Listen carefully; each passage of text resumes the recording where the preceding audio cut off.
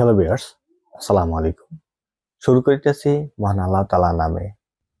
বন্ধুরা, আজকে আমি আপনাদের মাঝে আবার একটি নতুন টিউটোরিয়াল পর্ব নিয়ে চলে আসলাম।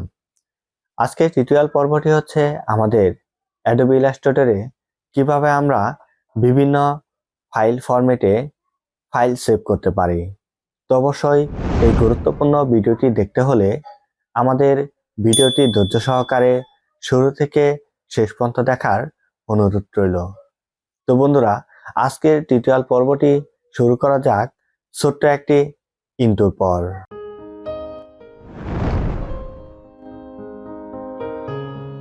Hello viewers, come to back Zakir Academy. বন্ধুরা, এখন আমরা যে বিষয়গুলো নিয়ে কাজ করব সেই বিষয় হচ্ছে আমাদের অ্যাডোবি ফাইল ফরম্যাট।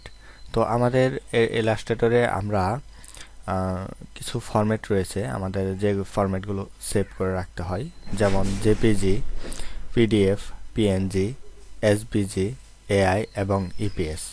এই ফাইলগুলো আমাকে তৈরি করতে হয় এক্সপোর্ট করার জন্য।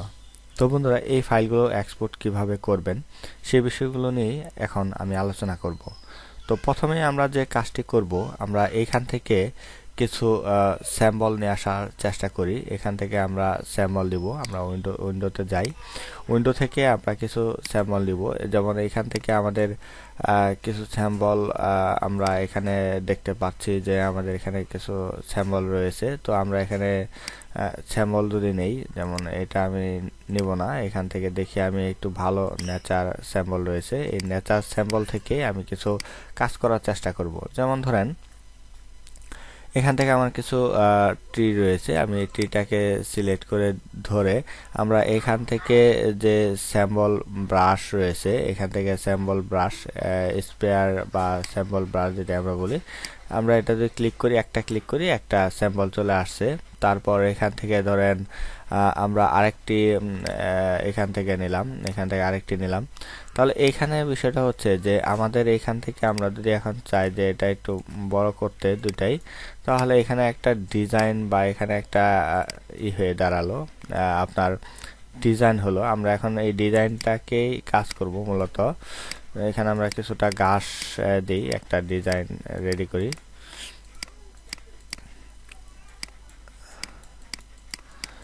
এইভাবে আমরা একটা ডিজাইন রেডি করলাম। তো মোটামুটি আমাদের ডিজাইন রেডি। তো এখন বিষয়টা হচ্ছে যে এখন এই যে আমরা একটু কাজ করলাম বা ডিজাইন করলাম, এখন এই ডিজাইনটাকে যদি আমরা চাই বিভিন্নভাবে এক্সপোর্ট করতে, তাহলে কিন্তু আমরা করতে পারি। কিভাবে? যেমন ধরেন আমাদের এখান থেকে প্রথম যে এক্সপোর্টটা করব সেটা হচ্ছে জেপিজি। এখন জেপিজি ফাইলটা আমরা যদি এক্সপোর্ট করি, যেমন এখান থেকে আপনার এক্সপোর্টে আসবো অথবা সেভ এসে আসবো। এখানে সেভ এসে আসার পরে বন্ধুরা এখানে লক্ষ্য করতে পারবো যে আমাদের এখানে কিছু ফাইল বা অপশন রয়েছে। তো আমরা এখান থেকে এই কাজটা করব না, আমরা প্রথমে আমাদের জেপিজি যদি করতে যাই, তাহলে অবশ্যই আমাকে একটি কাজ করতে হবে। সেটা হচ্ছে যে আমাদের এখান থেকে আপনার এক্সপোর্টে চলে আসতে হবে। এক্সপোর্ট আসার পরে এক্সপোর্ট অ্যাজ এই অপশনটিতে আমাদের আসতে হবে। এখানে এক্সপোর্ট অ্যাজ আমরা যদি আসি, তাহলে দেখতে পারবো এখানে কিছু ফরম্যাট রয়েছে। তো আমরা প্রথমে যে ফাইলটি নিব সেটা হচ্ছে জেপিজি ফাইলটা দিব। দেওয়ার পরে ইউজ আর্টবোর্ড এই অপশন থেকে আমরা টিক মার্ক দিয়ে, এখন যদি আপনি এখানে অনেকগুলো আর্টবোর্ড থাকে, তাহলে সেই ক্ষেত্রে কিন্তু আপনি এখানে রেঞ্জে ক্লিক করে আপনি 1 নাম্বার 2 নাম্বার 3 নাম্বার ধরেন 10টা আর্টবোর্ড রয়েছে। আর্টবোর্ড কি? এই যে সাদা অংশটুকু যে পেজ দেখতে পাচ্ছেন, এখানে যতগুলা পেজ নেবেন, এখন এইখান থেকে বাছাই করে করে যদি আপনি এক্সপোর্ট করতে চান বা জেপিজি করতে চান, সেই ক্ষেত্রে আপনি এই রেঞ্জে ক্লিক করে এখানে শুধু নাম্বারটা বসাবেন। ধরেন আপনি এখানে 1 নাম্বার বসালেন, কমা, তারপরে যদি 5 নাম্বার, কমা, তারপরে এখানে যদি 6 নাম্বার অথবা 10 নাম্বার, কমা। তো এইভাবে কমা দিবেন। কমা দেওয়ার পরে আপনি ইউজ আর্টবোর্ড দিবেন। এখন ফাইলের নাম দিবেন জেপিইজি, জেপিইজি। তো এখন বিষয়টা হচ্ছে আমার তো আর রেঞ্জ নাই, আমার তো একটি আর্টবোর্ড, তাহলে আমার এটা দেওয়ার দরকার নেই। আমি জাস্ট এখান থেকে এটা কি করে দেব, 0 করে দেব। ঠিক আছে, 0 করে দেবো অথবা রেঞ্জটা উঠাই দেবো অথবা অল দিতে পারি। আমরা অল দিলে আমাদের হয়ে যাবে, তাহলে রেঞ্জটা আর দরকার নাই, এখানে যা আছে তাই। তো আমরা এখন এখান থেকে একটি ফোল্ডার ক্রিয়েট করলাম, এই ফোল্ডারে আমরা জেপিইজি এই ফাইলটাকে আমরা এক্সপোর্ট করি এখানে। এখন অবশ্যই একটি কাজ করবেন, এখানে জেপিজি অপশন আসার পরে আপনারা এই জিনিসটা অবশ্যই অনেকেই ভুল করেন, যে কাজটি হচ্ছে আপনার এক্সপোর্ট করার সময় এখানে অবশ্যই আপনাকে 8 জিবি করে দিতে হবে, কারণ জেপিজি করার সময় ছবিটা অবশ্যই রাস্টার হয়ে যায়। তো এখন এটা তো ছবি ভেক্টর অথবা সিএমআই কে কালার মোডে রয়েছে, এখন 8 জিবি কালার মোডে যদি আপনি দেন তাহলে ছবির অংশটুকু যে কাজগুলো রয়েছে কালারটা অনেক সুন্দর থাকবে, এবং সিএমআই কে দিলে আপনার বেশি একটা সুন্দর থাকবে না, মানে কালারটা একটু হালকা হয়ে যাবে। এই তো তো এখানে কোয়ালিটি রয়েছে, কোয়ালিটি অবশ্যই আপনারা বেশি দেওয়ার চেষ্টা করবেন। আর যে যদি আপনার ফাইলের কেবিটা একটু কমাতে চান তাহলে একটু কম দিতে পারেন, কোনো সমস্যা নেই। তো এখান থেকে আপনার ওকে বাটনে প্রেস করলাম। তো আমরা এখন দেখতে পারলাম যে আমাদের জেপিজি যে ফাইলটি রয়েছে, জেপিজি ফাইলটি কিভাবে তৈরি করতে হয় বা ফরম্যাটটি যে কিভাবে এক্সপোর্ট করতে হয়, এই বিষয়টি আমরা ইলাস্ট্রেটরের মাধ্যমে শিখতে পারলাম। এখন বন্ধুরা যে বিষয়টি আমি শিখব সে বিষয়টি হচ্ছে আমাদের এই ফাইলটাকে যদি আমি পিডিএফ বানাতে চাই তাহলে কিভাবে পিডিএফটা বানাতে পারি। তো আমাদের প্রথমে পিডিএফ বানানোর জন্য যে কাজটি করতে হবে, আমরা ফাইলে যাব, সেভ এসে যাব। এখন কিন্তু এক্সপোর্ট গেলে চলবে না, এখন আপনাকে সেভ এস এই অপশনটিতে যেতে হবে। যাওয়ার পরে এখান থেকে আপনি দেখেন এইখানে পিডিএফ, এই পিডিএফ অপশনটি সিলেক্ট করে দিবেন। যাওয়ার পরে আপনি ফাইলের নাম দেন পিডিএফ। দেওয়ার পর আমরা ডেস্কটপে যাব, ডেস্কটপ থেকে নিউ ফোল্ডারে যাওয়ার পর আমরা সেভ এখানে ক্লিক করব। সেভ ক্লিক করার পরে এখানে মোটামুটি যেভাবে আছে সেই বিষয়টি এইভাবে ডিফল্ট অবস্থা রাখবেন। জাস্ট এখানে সেভ পিডিএফ যে বাটনটি রয়েছে এই বাটন আপনি ক্লিক করে দিবেন। তো ক্লিক করার পর আপনি একটা জিনিস লক্ষ্য করতে পারবেন যে এখানে আপনার একটি পিডিএফ ফাইল কিন্তু রেডি হয়ে গেছে বা তৈরি হয়ে গেছে। দেখছেন এই যে আইকনটা দেখছেন, আইকনটাই বুঝতে পারবেন যে আপনার এটা পুরো ফাইলটাই কি একটি পিডিএফ হয়ে আছে। আপনি যদি এখান থেকে একটু লিস্ট করেন অথবা এখান থেকে একটু ছোট করে নেন, একটু আমি এখান থেকে লিস্ট করি। এখান থেকে যেমন ধরেন আপনার ডিটেলস, এই যে দেখেন পিডিএফ, দেখেন ফাইলটা কেমন পিডিএফ হয়ে আছে। তো আশা করা যায় বিষয়টি ভালোভাবে বুঝতে পেরেছেন।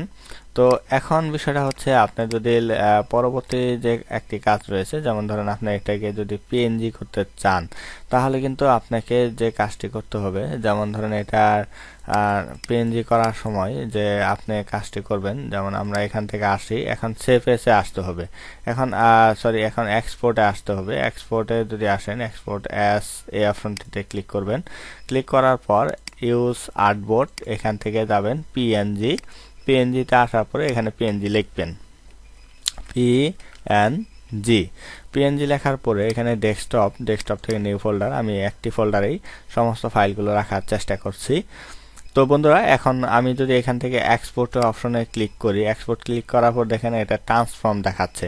তো এখানে আমরা ট্রান্সফর্ম রাখতে পারি, হোয়াইট রাখতে পারি, আপনার যেটা ইচ্ছা সেটা ব্ল্যাক রাখতে পারেন, যেটা আপনার ইচ্ছা। আমি অবশ্যই ট্রান্সফর্ম রাখবেন, যদি আপনি ট্রান্সফর্ম রাখতে চান তাহলে রাখতে পারেন। এখানে 3টি অপশন রয়েছে, এই 3টি অপশন চাইলে আপনি দেখে দেখে কাজ করতে পারেন, এখন আপনার যেটা ইচ্ছা মনে করেন। তো এখানে আপনার সবকিছু ঠিক আছে, বাস ওকে এখান থেকে। আর অবশ্যই আপনার এখানে রেজুলেশন সব থেকে বেশি রাখার চেষ্টা করবেন, 300 রাখার চেষ্টা করবেন, তাহলে জিনিসটা অনেক সুন্দর আসবে। তো এখানে আমরা জাস্ট ওকেতে ক্লিক করি। ওকেতে ক্লিক করার সাথে সাথে বন্ধুরা এখানে একটা জিনিস লক্ষ্য করতে পারবো যে পিএনজি এই ফাইলটা যদি আমরা ওপেন করি দেখেন কালো, মানে কি এটার পিছনে কোনো ব্যাকগ্রাউন্ড নেই। তো আপনি চাইলে টোটাল একটা ব্ল্যাক দিতে পারেন। তো এটার কোনো যে জায়গায় আপনি রাখবেন এটার পিছনে কোনো থাকবে না, ব্যাকগ্রাউন্ড থাকবে না। কিন্তু যদি আপনি ব্ল্যাক দিতেন কিন্তু কালো দেখাতো, কিন্তু আপনার এটার পিছনে কিন্তু ব্যাকগ্রাউন্ড থাকতো। যেহেতু আমাদের পিএনজিটা সাধারণত ট্রান্সফর্ম অপশনেই থাকে বা করার প্রয়োজন পড়ে, সেই ক্ষেত্রে আপনার পিএনজি ক্ষেত্রে ট্রান্সফর্মটা রাখার চেষ্টা করবেন। তো বন্ধুরা এরপর যে বিষয়টি রয়েছে আমাদের, সেই বিষয়টি হচ্ছে আমাদের এসবিজি মূলত এটা হচ্ছে বিভিন্ন ওয়েবসাইট বা আমাদের ব্রাউজারের ক্ষেত্রে আমাদের এই ফাইলটা প্রয়োজন পড়ে বা এই ফরম্যাটটা প্রয়োজন পড়ে। আমরা এখানে যাব, যাওয়ার পরে সেভ এসে যাব। এখন আমরা এক্সপোর্টে যাব না, সেভ এসে যাব। সেভ এসে যাওয়ার পরে এখানে দেখেন এসভিজি এই ফাইলটা আমরা যাব, এই ফাইলটা আমরা সিলেক্ট করে দিব ফরম্যাটটা। তো ফরম্যাটটা সিলেক্ট করা দেওয়ার পরে আমরা এসভিজি জাস্ট ফাইলটার নাম দিলাম এসভিজি। আমরা এখানে নিউ ফোল্ডারে ফাইলটা রাখবো। তো রাখার পরে এখানে জাস্ট আমরা আর্টবোর্ডটা সিলেক্ট করে দিয়ে আমরা সেভ বাটনে ক্লিক করব। সেভ বাটনে ক্লিক করার পরে এখানে ডিফল্ট অবস্থায় যা আছে সবকিছু ঠিক রেখে আমি জাস্ট ওকেতে ক্লিক করব। তাহলে এখানে দেখতে পারবো যে এখানে দেখেন আমার এসভিজি একটি অপশন চলে আসছে। আমরা এখানে যদি একটা ক্লিক করি, ক্লিক করার পর এখানে যে কোনো একটি ব্রাউজার নিয়েও কাজ করতে পারি। আমাদের এখানে জাস্ট আমরা যদি ওকে দিই, দেখেন এটা কিন্তু ব্রাউজে চলে আসছে, একটা ব্রাউজ অপশনে চলে আসছে, একটা ব্রাউজার অপশন বা ব্রাউজারে ভিউ হয়েছে। ঠিক আছে, আপনি চাইলে এটা আপনি কি করতে পারবেন না, এটা আপনি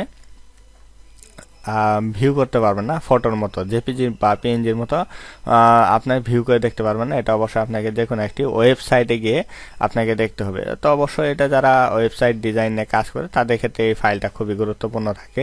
তো অবশ্যই আপনি এই ফাইলটা তৈরি করা শিখবেন বা জানা থাকা আপনার জন্য সব থেকে ভালো। তো এখন আমাদের যে বিষয়টি হচ্ছে, আমাদের এই মেন ফাইলটা, এডিটেবল যে ফাইলটা রয়েছে, এই ফাইলটাকে যদি আমরা চাই সেভ করে রাখার জন্য, তাহলে কিন্তু আমাদের সেভ করে রাখতে হবে। সেজন্য অবশ্যই আপনাকে যে কাজটা করতে হবে সেটা হচ্ছে সেভ এসে যাওয়ার পরে এখান থেকে আপনি এআই ফাইলটা, এই যে এআই ফাইলটা যদি আপনি সেভ করে রাখতে চান, যেমন এআই, আমরা এখানে এআই দিলাম, এআই ফাইলটা দেওয়ার পরে ডেস্কটপ থেকে আমরা নিউ ফোল্ডার, এখানে আর্টবোর্ডটা সম্পূর্ণ দিয়ে রাখবেন, বাস এখান থেকে ওকে দিবেন। ওকে দেওয়ার পর এখানে যা আছে, এখন আপনি যদি চান যে এখানে ভার্সন একটু ছোট দিবেন, যেন এই ফাইলটা আপনি কাজ করতেছেন 20-তে, এখন যদি আপনি মনে করেন যে তার কাছে 20 নাই, সেক্ষেত্রে আপনি এই সর্বনিম্ন যে ফাইলটা রয়েছে 10, এই 10 ফাইলটা সিলেক্ট করে দিবেন, কারণ এটা 10 দিলে সব ধরনের ভার্সনে আপনি কাজ করবে এই ফাইলটা, এআই ফাইলটা। ঠিক আছে, তাহলে নিম্নমানের বা সব থেকে লো ভার্সন যদি আপনি সিলেক্ট করে দিয়ে ফাইলটা ওকে দেন, আপনার কাজের কোনো কোয়ালিটি সমস্যা হবে না বা কাজের কোনো কোয়ালিটি নষ্ট হবে না। কিন্তু এই ভার্সনের ফাইলটা অবশ্যই যে কোনো সফটওয়্যারে আপনার ওপেন হবে, মিসিং হবে না কোনো কিছু, যদি আপনার কাজের ক্ষেত্রে। ঠিক আছে, আর যদি আপনি আপডেট ভার্সন নিয়ে কাজ করেন, সেক্ষেত্রে অন্যান্য সফটওয়্যারের ক্ষেত্রে, আপডেট সফটওয়্যারের ক্ষেত্রে যদি আর না থাকে, যাকে ফাইলটা পাঠাবেন তার ক্ষেত্রে যদি আপডেট সফটওয়্যার না থাকে, সফটওয়্যার বা ভার্সনটা না মিলে, তাহলে একটু প্রবলেম হতে পারে বা হয়। তো বন্ধুরা অবশ্যই এটি মাথায় রাখার চেষ্টা করবেন। তো সর্বশেষ যে বিষয়টি সেটা হচ্ছে আমাদের ইপিএস ফাইলটা আমরা কিভাবে তৈরি করতে পারি, এটা আমরা ওই সেভ এস থেকেই করব। এখান থেকে যাব, তারপরে ইপিএস এই মোডটা আমরা দেখিয়ে দিব। দেখানোর পরে আমরা এখানে লিখে দিব ইপিএস দেওয়ার পরে আমরা ডেস্কটপ, নিউ ফোল্ডার এবং আর্টবোর্ডটা আমরা দেখাই দেব। আর্টবোর্ডটা দেখানোর পরে মূলত আমাদের এআই এবং ইপিএস দুইটাই এডিটেবল ফাইল। অবশ্যই আমরা অনেকে আছে ইপিএস ফাইলটাই সংরক্ষণ করে রাখি। এখানে আপনি যে অপশনগুলো আছে সেই অপশনগুলো রাখার চেষ্টা করবেন। অবশ্যই আমি বললাম যে আপনারা অবশ্যই যদি আপনার ফাইলটা পাঠানোর প্রয়োজন পড়ে, সেক্ষেত্রে একটু লো ভার্সনে রাখার চেষ্টা করবেন। তো 10-এর নিচে আসাটা ঠিক হবে না, আপনি অবশ্যই সর্বনিম্ন 10টায় রাখার চেষ্টা করবেন। করার পরে আপনি এখান থেকে ওকে দেন। ওকে দেওয়ার পরে আপনি এটা কনভার্ট হয়ে সুন্দরভাবে একটি ইপিএস ফাইল তৈরি হয়ে যাবে। তাহলে বন্ধুরা আমরা এখানে কিছু গুরুত্বপূর্ণ ফাইল এক্সপোর্ট করা শিখলাম আমাদের ইলাস্ট্রেটরে। তো আশা করি আপনারা বিষয়গুলো ভালোভাবে বুঝতে পেরেছেন, এবং আমার এই ভিডিওটি যদি আপনাদের কাছে ভালো লেগে থাকে তাহলে অবশ্যই ভিডিওতে একটি লাইক ও কমেন্ট করতে ভুলবেন না, এবং আমাদের চ্যানেলে যদি আপনি নতুন হয়ে থাকেন তাহলে অবশ্যই চ্যানেলটিকে সাবস্ক্রাইব করে রাখুন এবং পাশে থাকা বেল আইকনটি বাজিয়ে দিন এ ধরনের সকল ভিডিওর আপডেট পেতে। তো বন্ধুরা আজকের টিউটোরিয়াল পর্বে এতটুকু ছিল, এবং আগামী পর্ব দেখার আমন্ত্রণ জানিয়ে আজ বিদায় নিচ্ছি। সবাই ভালো থাকবেন, সুস্থ থাকবেন। আল্লাহ হাফেজ।